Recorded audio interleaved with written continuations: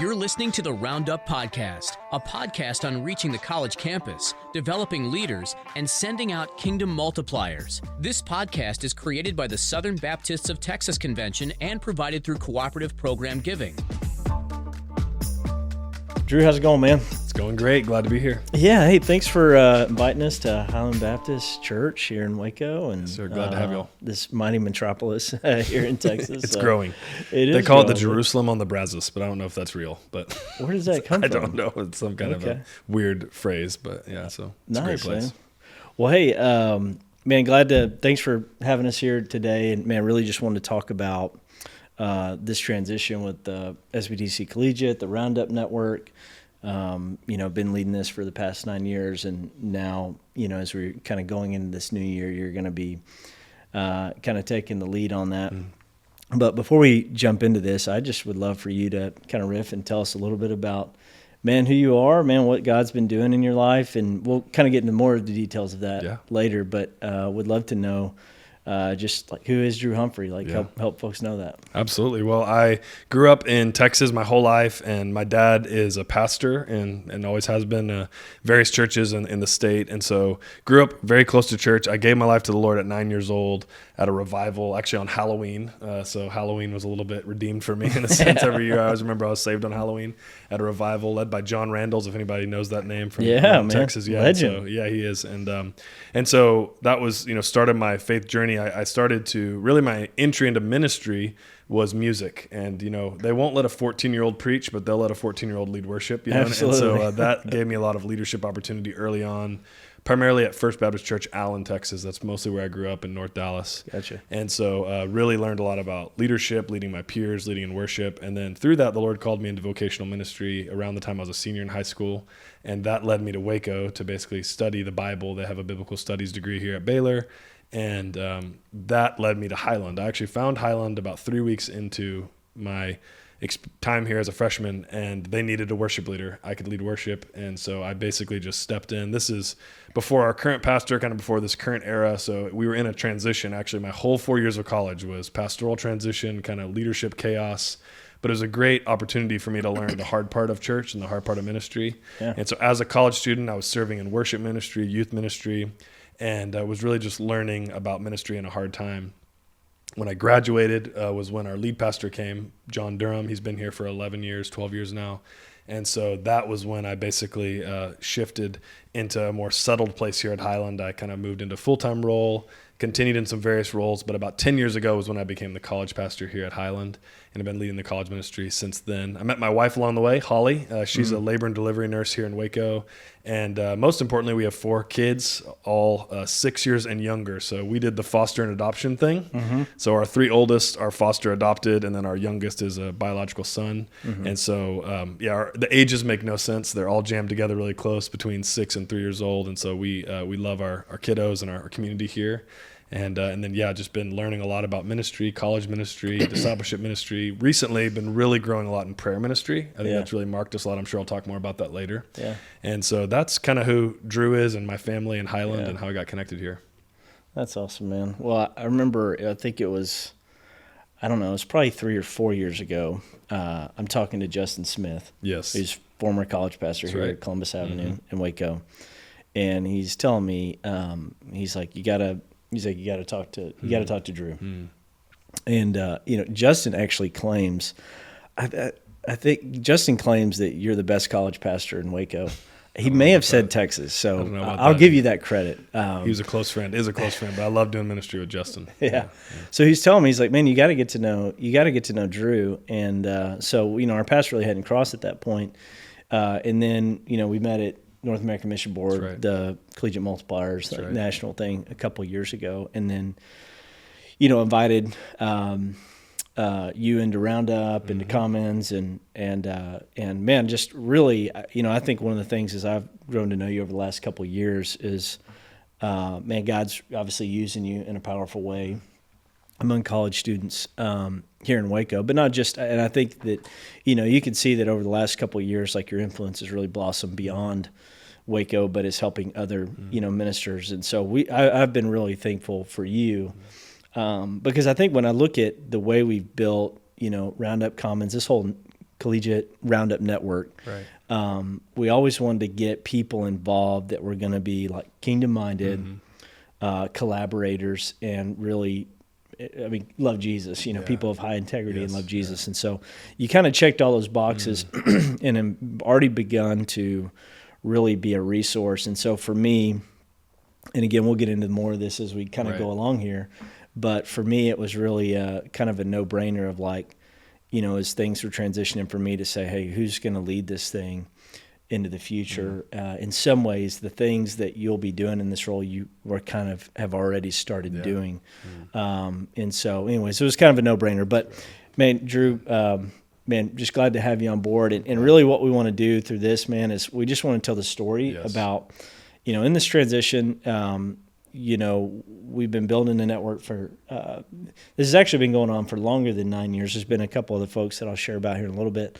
But, as we've been building this in this transition moment, just want to remind folks that are part of this network and even folks that may eventually be, what this thing was built on and then what to really kind of expect in the future, because it's going to be very different leadership from myself to you, and I think in a really great way. And so I want to kind of uncover that because I think there is something special happening here and a foundation being built for the local church college ministry, not just in Texas, but really around the nation. And so anyways, excited to kind of jump into this. Tell us about 2016. I know you said it was before that, but kind of that era of why was this necessary? Why did you feel like we should start this? How did it start? All that kind of stuff. Yeah. So we, if you even go back further than that with the genesis of the organization that, essentially runs Roundup Network, which is Southern Baptist of Texas Convention, started in 1998. Because there are 2 state conventions in Texas, the SBTC didn't have a campus-based model to support. Right. And so it was always about how do we support the local church college ministry. And had great leaders in the early 2000s. Kevin Eckert, Lance Kroll did a great job at kind of creating some stability and foundation of like resourcing church-based leaders. And then there was kind of a day where it was just kind of there, I guess. But in 2016, I remember my very first day on the job, I met a guy named Brian Fry, who at this time was the National Collegiate Strategist for the North American Mission Board. Okay. And his big deal was, hey, if we want to reach North America, the most ripest field to reach and to mobilize as disciple makers and multipliers are college students. That's right. Yeah. And so he had this huge emphasis on that. And it was kind of funny, like even if I go back from that a little bit and think about my calling, I had restaurant business background. Yeah. And I kind of fell into denominational life, that's a whole nother story. It's a God thing. Yeah. And so I kind of fell in this college thing. And so, but God just began to put these people around me that really showed me how the potential of reaching that demographic could do for the kingdom. And so that was when I kind of captured this vision. But what I realized is I looked out, the local church college ministries were very isolated and disconnected. And so here I was seeing a vision of like something beyond what even I could do, or I had the practical experience of doing. Right. And then I saw a bunch of disconnected, isolated local churches and college ministries. And so I knew like, okay, I don't have expertise to give, but I can get people in the same room. Yes. So that's when in 2016 in May, just like 2.5 months after I got the role, I got 5 churches on board, about 25 leaders total. We met in the Fort Worth Club and just really collaborated. Because again, I'm not an expert. Right. I'm not an expert in college ministry. Yeah. But I thought, hey, they do college ministry. Yes. How about we just get them in the same room and let them share what they know? And that actually proved to be a silver bullet in, this is actually very helpful and resourceful for local churches, because not only were they building community with each other and realizing, hey, we're not in this alone, but they also were learning really great things from each other that they may not otherwise have known. Yeah.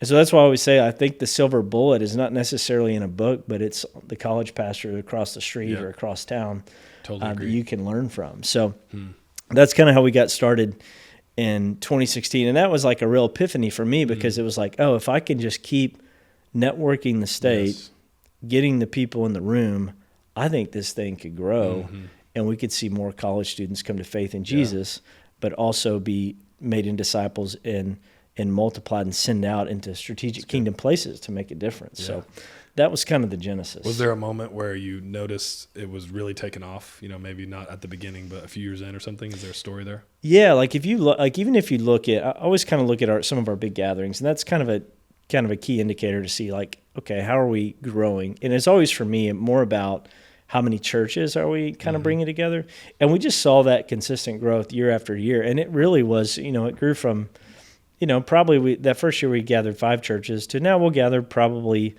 Like say a Roundup, which is our main collegiate event we'll do in May. We'll gather. I think 66 churches was the last. Good.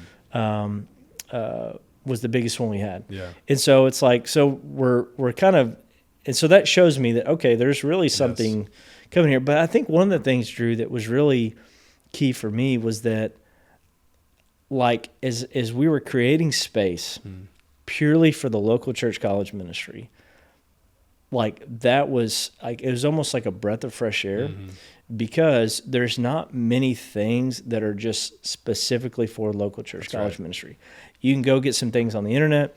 You can go to some even campus-based type college ministry events, which can be helpful, but it wasn't like this is purely for the local church college ministry. Because, I mean, as you know, like the dynamics of, although a campus-based model and a church-based model may be reaching the same demographic, the way that operates is completely totally different. Yeah. So, I mean, campus permissions are different. Yes. All the things that you're trying to do are totally different. Yeah, there's so many different dynamics. And so I think that's where it was really refreshing.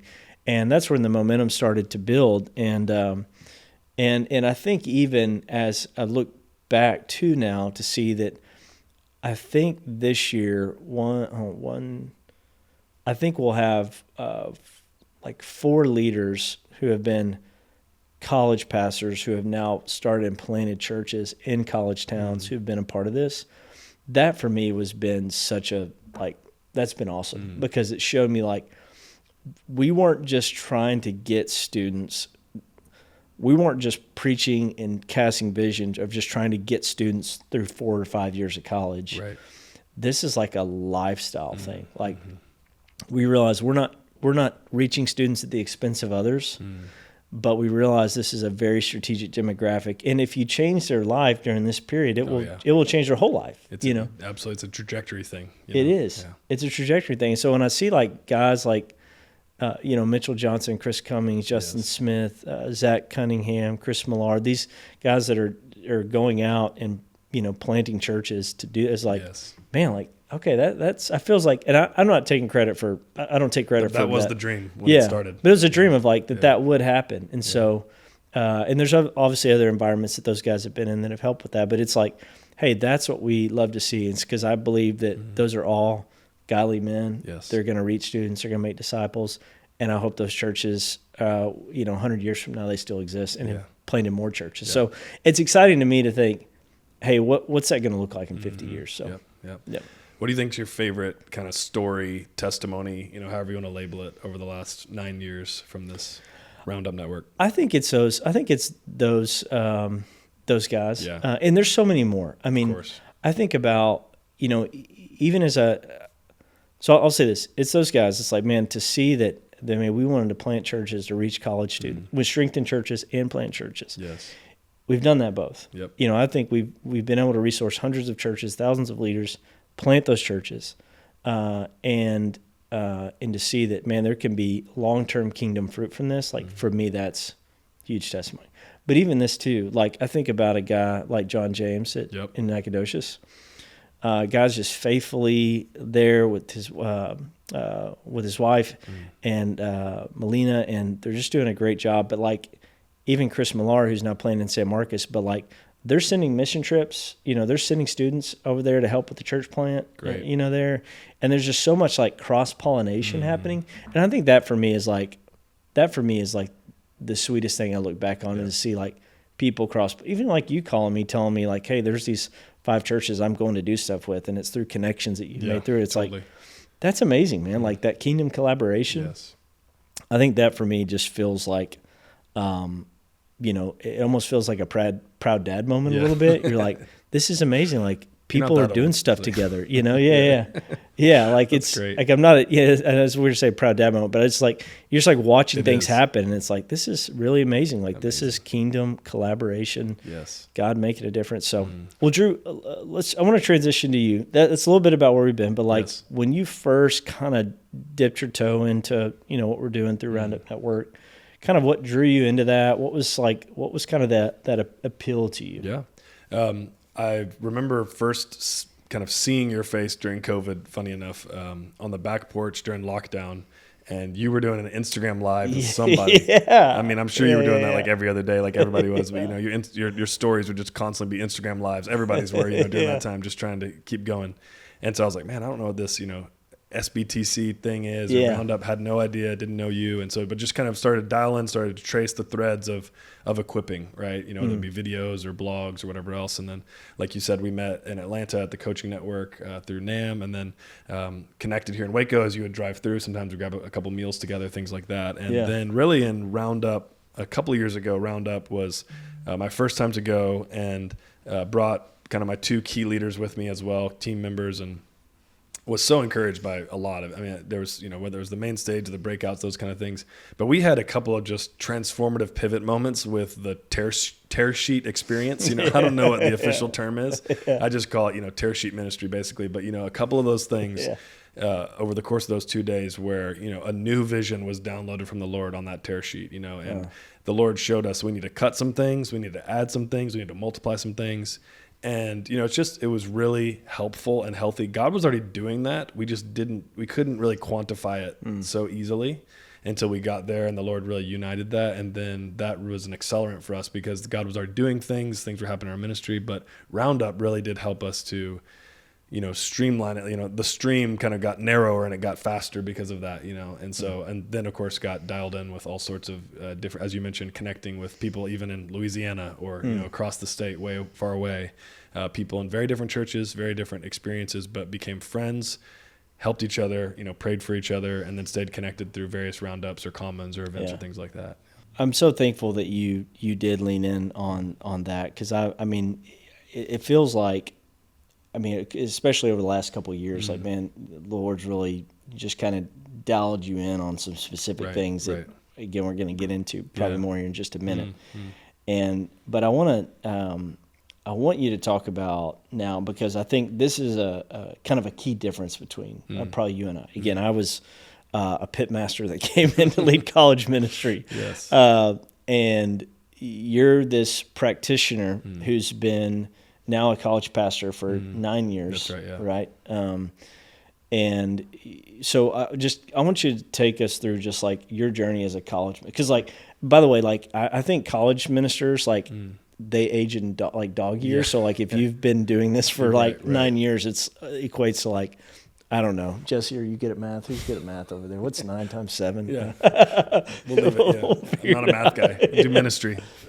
You got it? What is it? 63. It's 63. 63. All right. So you. Drew's the math guy. So you've been a college pastor for basically 63 years. That's what it feels like. Wow.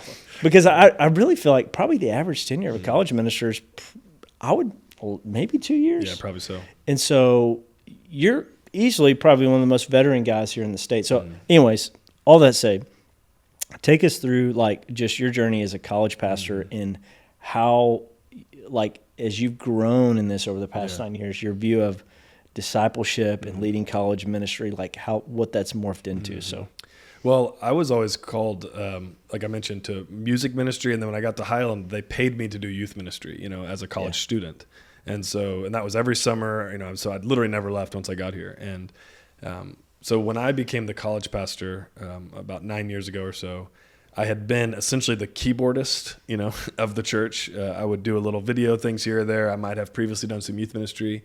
But, funny enough, in college, I had been in small groups. I had been in college ministry. But I became the college pastor having never led a college small group in my life, having never, really done any of those things. And so I feel like early on what I was doing was just learning and listening, and I knew Baylor, I knew Highland, but I really did not know how to be a college pastor, Yeah. And so God was just really teaching me, so many things about like what to emphasize, what not to emphasize. There was a lot of keeping. We kept a lot of things. We, the college pastor before me, Kyle Dunn, was my college pastor. Great man of God, great Bible teacher. Had been here 16, 17 years himself. And so, it's not as if it had been one of those like every 2 years experiences here, for us. And so I was learning, okay, what do we need to keep? What do we need to change for this new season?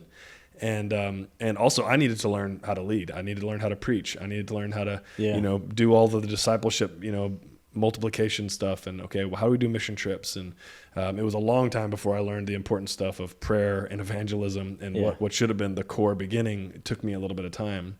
And so really just like over these years, I feel like that has been, I think one of the most important things to what's happened over the last 9 years, from a person level, not from what God's doing and all that, but just kind of the things that are tweakable from a man and team perspective is just having the right team members around us, having the church, the vision from the elders, like way above my head, saying like, hey, college ministry is valuable. College ministry matters.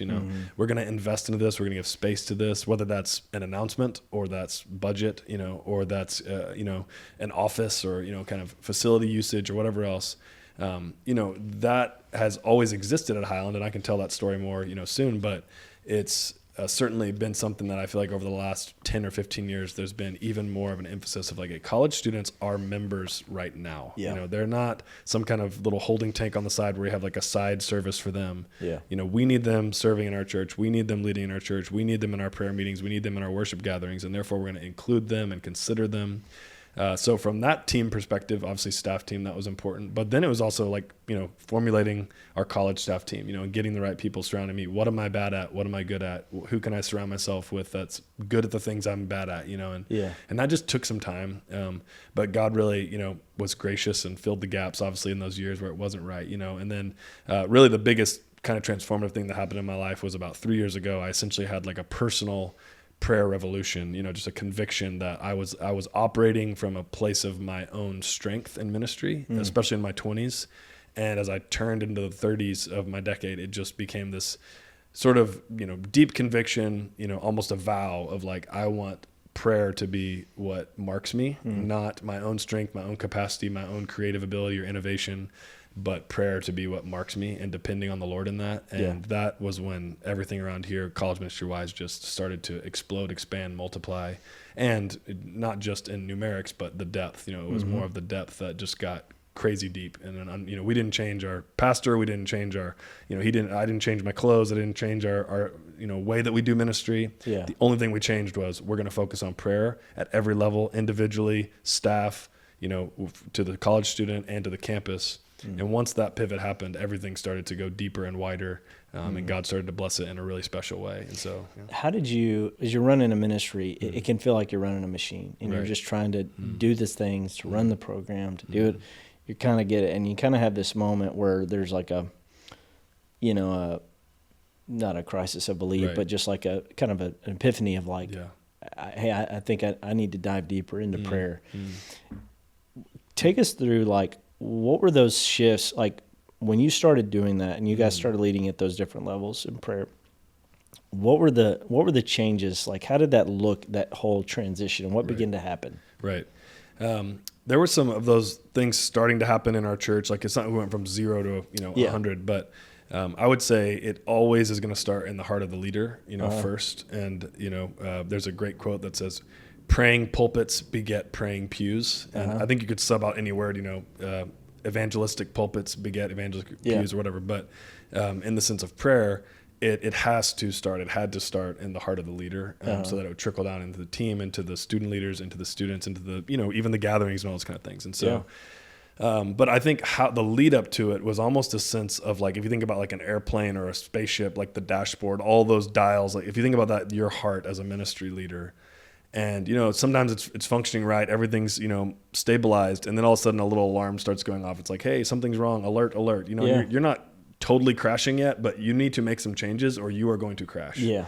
The year or two leading up to sort of my personal prayer revolution conviction was a lot of those dash lights going off. Like, hey, I don't feel right physically. I feel like emotionally, spiritually, like there's some things where the dashboard lights are going off. And I would say every leader has some sort of a ceiling, some sort of a capacity. Some people it's extremely high. Like you can do a lot of ministry output. But eventually I think most of us will reach a place where our ministry, what we need in our ministry, what God's asking us to do in our ministry is way beyond our capacity, way beyond our ceiling. And so that was about 3 or 4 years ago starting to happen in my life. And all those, in my 20s with learning and growing and starting and, all that was, I think my capacity was high enough to just kind of personally do it without having to depend on God in prayer. Yeah. And we were successful. There were things going on. We were growing, people were being saved. Good things were happening. Ministry was happening.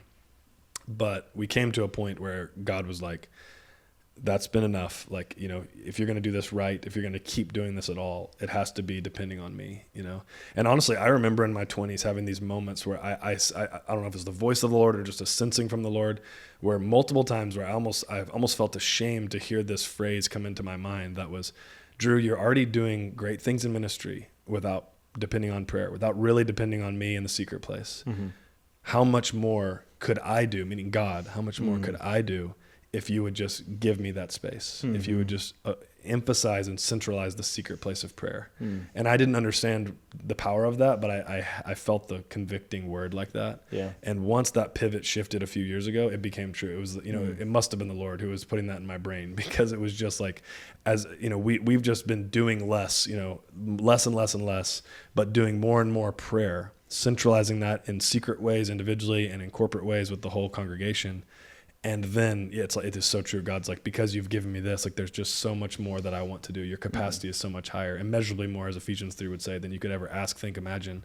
Like that kind of stuff. I think the key to that door of Ephesians 3 is prayer, because it's depending on God. And so, I think you start to sense that dashboard of like, whoa, like something's off, and then hopefully you make the pivot and it changes things.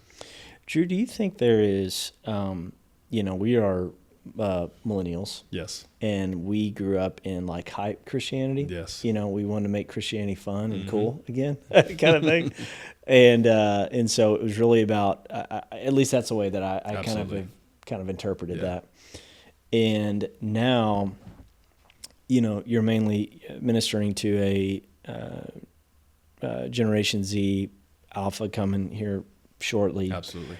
And do you feel like, I don't know, as I'm listening to you and I'm seeing the testimony of what God's doing in your life and life of your college ministry, do you feel like this is also, there's like a little bit more at play here, and that like almost a generational shift of how the Lord is leading the next, Generation Z, the next generation college students, and how they're connecting with the Lord? Like, I don't know, what have you kind of witnessed over these 9 years? Because you started with millennials and now you're Gen Z. So talk us through some of that. Absolutely. I think you were hitting the nail on the head with that, Mitch, in that we are seeing the things that worked 10 years ago, 20 years ago in terms of hype go away. Yeah. And I would say COVID either amplified that or accelerated that or just illuminated that. Maybe it was going to happen either way. Yeah. But I think what happened with COVID is basically all of the hype of everything. A 20-year-old today was 16 years old during the COVID time, right? Yeah. And so when they were 16 or 15 or whatever they were, everything was stolen in terms of the hype. Their prom, their sports, even their youth group, if they were a Christian, right? So it had to become simple. It had to become real. Like, what can I do in my bedroom, just me and God praying, or just with 3 people? And that has now created, I think, a shift, or has illuminated what God was going to do anyways, to simplify in a powerful way what ministry is and what they're hungry for.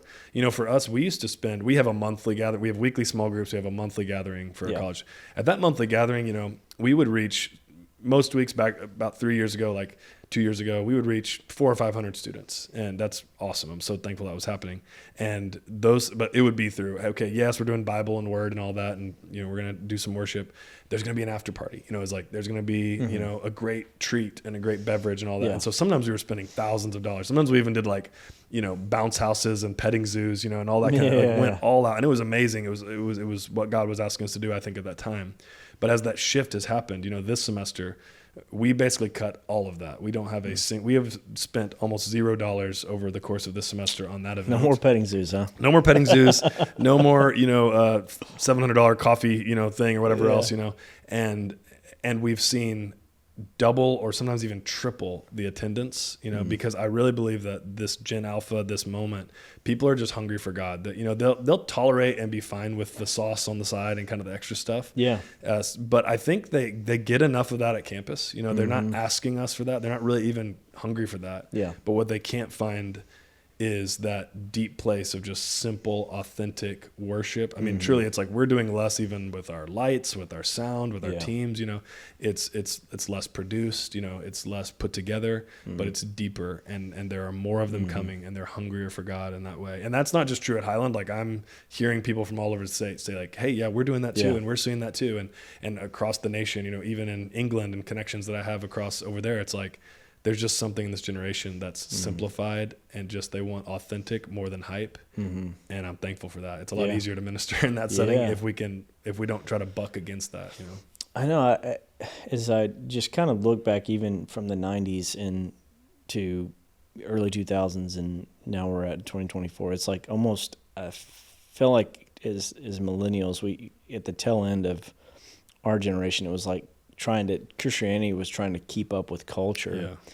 And it feels like now what young people are wanting is a Christianity distinct from culture. Right. Like it's separate, it's holy, it's not like what I'm experiencing here. So such an interesting, I think, transition. And I feel like, and I think that's, one of the things I've seen in you, Drew, and just like your leadership, that you feel like you're kind of on the front end, the front of kind of leading in this, I say it's a new way, but it's an ancient way. Right, exactly. That's very simple. It's back to the basics. And so, that's why I've been just really intrigued by you and just really what God's been doing. And well, I'll say there's a leadership principle called the leadership of the wave, or the wave principle. I've heard it said different ways, but it's, if you think about like the waves coming into a beach, right?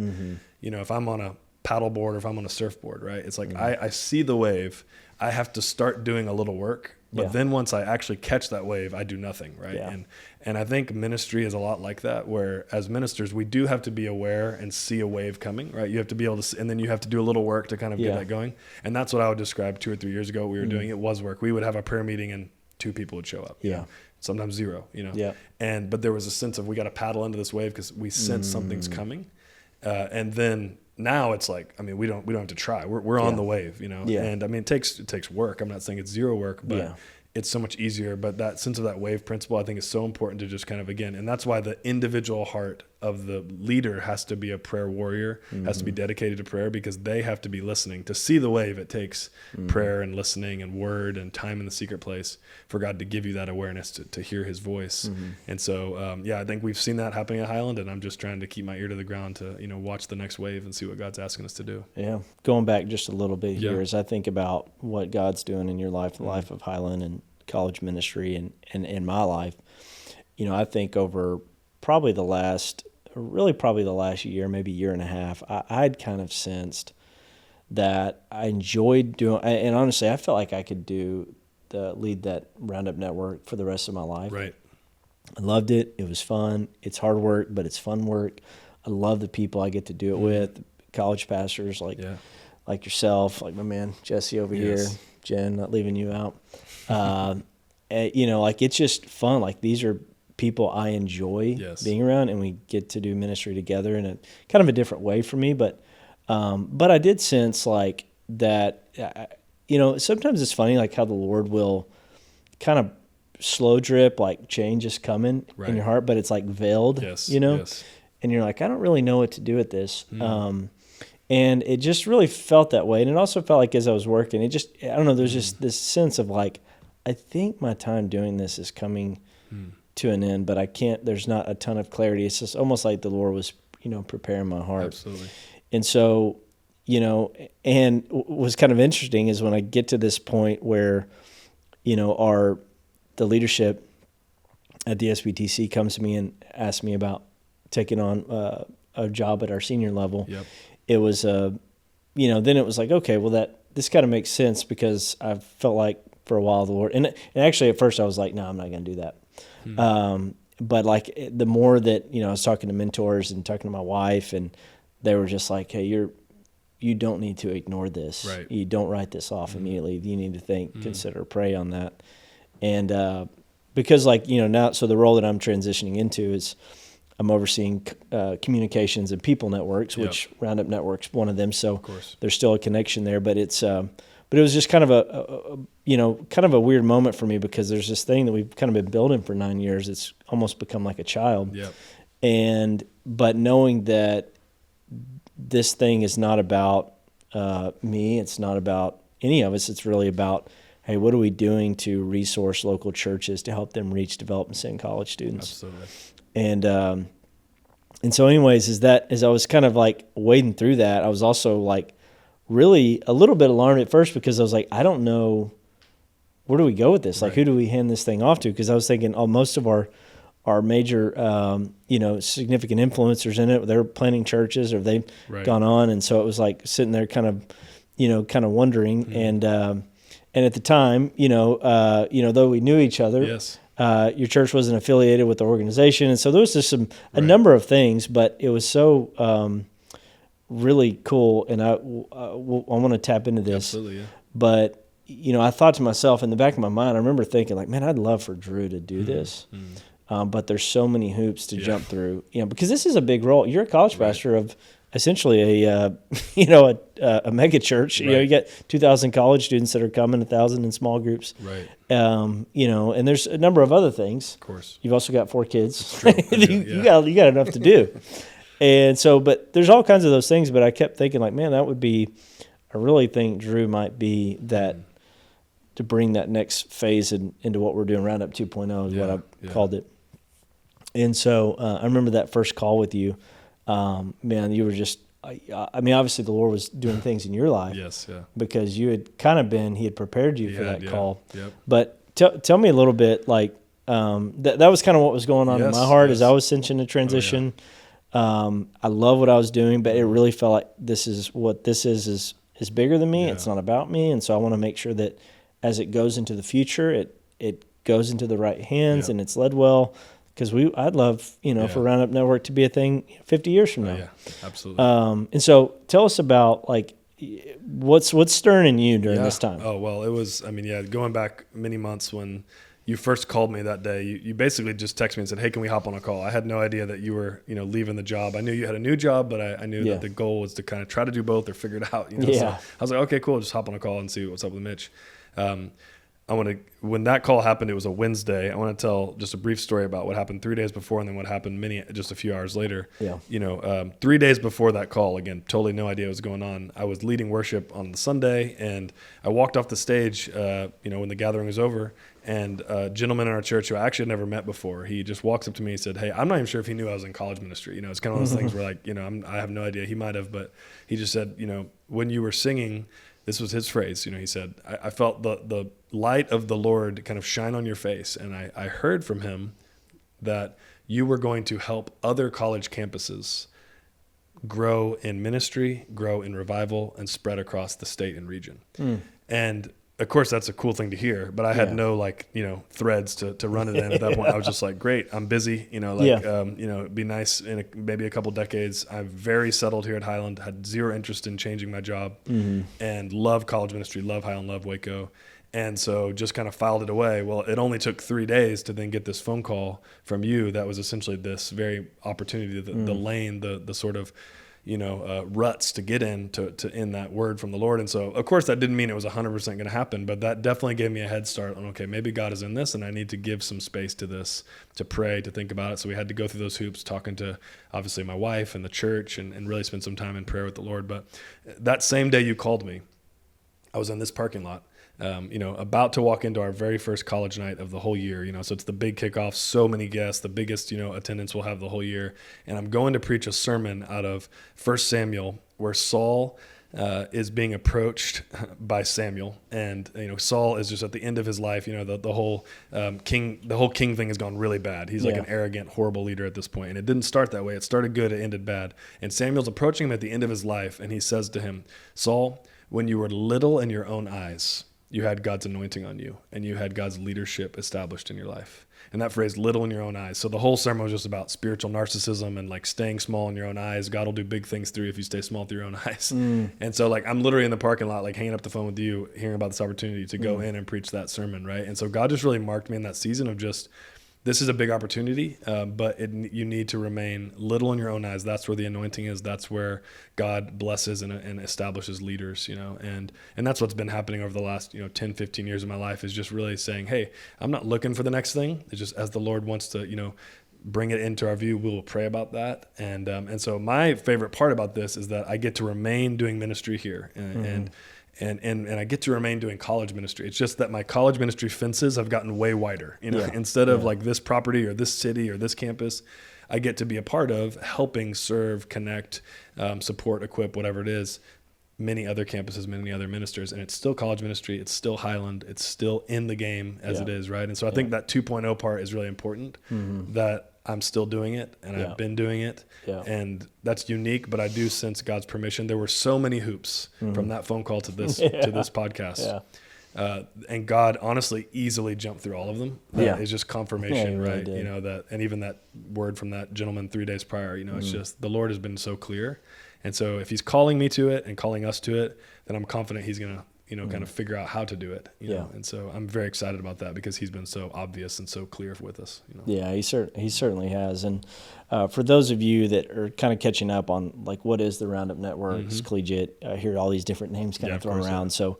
essentially, this Roundup Network is within the Southern Baptist of Texas Convention. It is the college arm.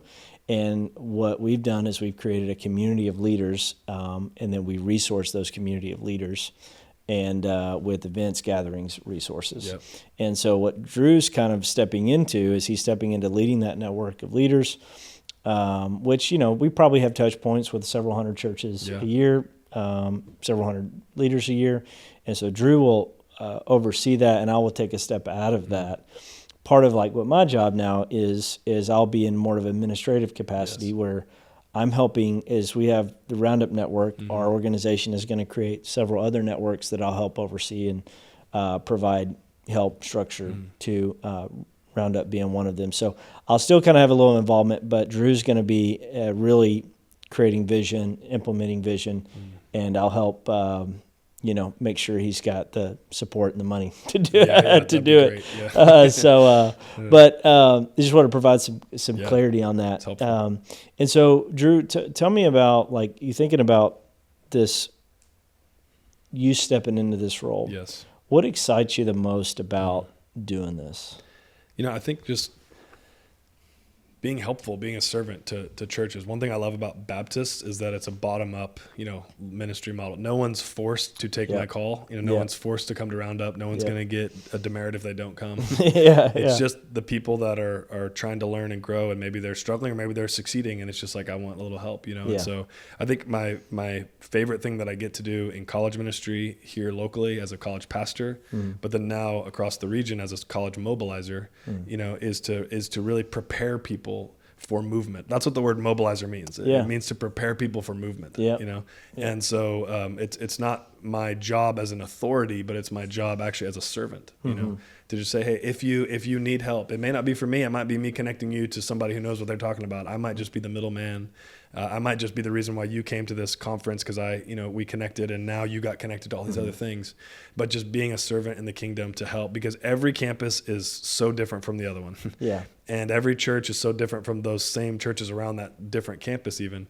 And so it's not about the expertise that I've learned about here, at all. It's just the thing that God has helped me to see is just when we can just, again, be little and go low and just be a servant and try to be helpful and equip and help people take their next steps. Growing up, my pastor always used to say, everybody in this room has a next step, And so it doesn't matter if you're a brand new college pastor or if you are a college student listening to this, or if you are, the oldest, most seasoned veteran college pastor, successful college pastor ever, there's a next step to take. And so I think what I'm excited about Roundup is like, how do we identify those thousands of different next steps, and help each other through this network, through prayer, And through the resources of, we have so many big brothers in the faith, and big sisters in the faith, spiritual mothers and just people that have taught us things that of course we can just share directly, but also it's like, hey, I want to introduce you to this person that really helped me, and that's something that I think will be expanded. I have a small version of that here in Waco, and I know that the longer I can be a part of this, Roundup Network, I can expand that connection to be a conduit for everybody within it. And so that's what I'm excited about, just to serve and help and whatever people need. Well, man, I'm excited about that too, Drew. I think that's going to go really well. You're widely respected, not just here in Waco, around the state. I think what you guys have done here in Waco, in the kingdom collaboration that you guys have shown here, is just a big reason why I think this is going to be a great, a really great fit for you, man. And just really excited about it. Me too. And I think I hope that, when we're thinking about, okay, what does this 2.0 look like? And we're going to learn. I think for me, the next 8 months is just learning and listening. I've been sending text messages and emails out to different people in the network, just saying, hey, I'd love to connect. I'd love to get on a call with you and just listen and learn. And I expect, though, again, like we talked about with this transition of ministry emphasis with this generation, is that what God wants us to do is simplify, and really not overcomplicate or over programmatic things, but just really focus on, word, prayer, witness, outreach, and local church belonging, the 20-year-old realizing, well, this really matters if I'm a member of a church or not. This is going to, and so just really trying to help that testimony be shared, not just from Waco out or not just from, the Metroplex out, but from the valley up, and from the west east and from the north south and all of the central and areas, right? And so just being able to say, hey, let's learn from each other on how to simplify and really refocus on what matters and what's working. And that's actually not that hard. It's just we need that encouragement, that testimony to go, oh yeah, I can do that. We can do that. And God will move when we just yield ourselves in prayer. We go little, we go simple, we go word, we go prayer, we go, witness. And that's what God blesses. And I think our state can really reach so many more people, so many more students, and transform their lives through the gospel, but through the simple gospel. And I think that's what we need as college students, college pastors to really recognize and embrace for this 2.0. That's good, man. That's good. Well, what would you say to, if there's a church out there, if there's a college, because I think this is what I love about, what I really like about you guys so much, is that you had a college pastor before you that was here for 16 years, 17 years? You've been here now. Like, that's nobody, you don't see that anywhere. Right. And man, it would be such a blessing if we got to look down the road and there was churches that made reaching college students a priority. And I know I get it, not every church is around a Baylor kind of thing, but made that a priority of investing as heavily as you guys are. But I just want to say, like, what would you say to the church out there, to the college minister out there, about them leaning in this next season of Roundup Network? Like, what kind of encouragement would you give? Well, I think so many times the vision for a local church outside of the college ministry, of course it includes them, but just the wider vision for a local church is excellent. It's not like they're not, setting aside college ministry because of some sort of poor vision. But oftentimes I think what happens in local churches is that the lead pastor, the elders, the deacon board, whoever's leading the church, doesn't recognize that to accomplish this wider vision, we want to reach families, we want to reach the community. We want to grow our prayer emphasis. We want to grow our sendability. It's like, well, the most available people to be children's ministry leaders and to be up at 8 a.m. at a prayer meeting, to be sendable to the nations, to do all these things are the 18 to 25-year-olds. Absolutely. And so to do that great vision that God's given you, I think requires an investment into that sendable, moldable, available group. And that's the college students. That's the young adults. And so whether you're a senior pastor thinking about maybe we need to grow in our college ministry, aim, or maybe you're the youth minister that they tasked you with the Sunday morning Sunday school just for the college. Like that's what college ministry is, or of course the college minister in between full-time, full team, whatever it is, everything in between that. Roundup is so helpful because it just allows you to, again, learn from some people. Some of them will be on platforms. Some of them might be leading breakouts, yes. But really learn from peers, the moments in between those meetings, the connections, I follow them on Instagram and I saw they're doing this. That's encouraging. I want to give them a call and learn about that.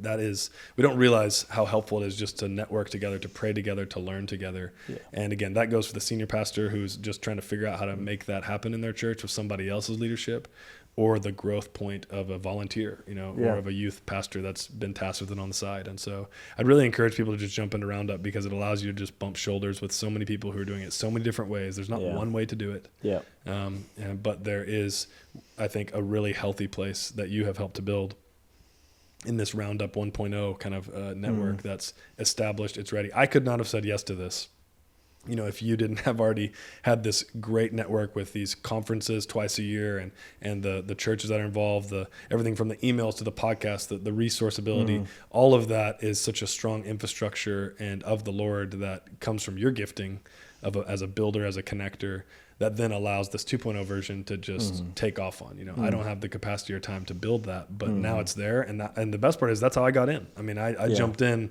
just a few years ago into something that was already working, already healthy. And I was doing it here in a big way, but I still learned so much from these people who had much smaller ministries than I did. It wasn't about the size of the ministry. It was like, wow, that is genius. Like, God is doing something in your ministry there. I need to learn from that.